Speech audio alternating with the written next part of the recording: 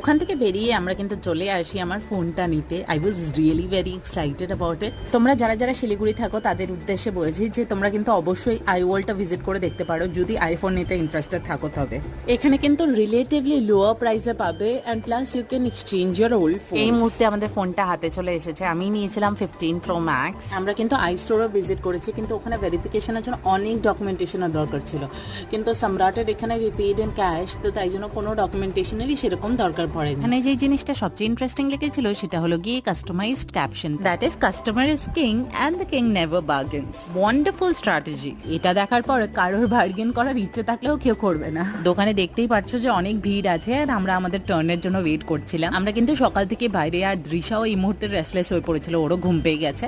R finally I took this seat. আমি কিন্তু এই ফোনটা নিয়েছি আমার ব্লগিং পারপাসের জন্য। আমার একটা খুব ক্লোজ ফ্রেন্ড এটা সাজেস্ট করেছে। ওপেনিং ভিডিওটা দেখতে হলে নেক্সট ব্লগটা অবশ্যই ফলো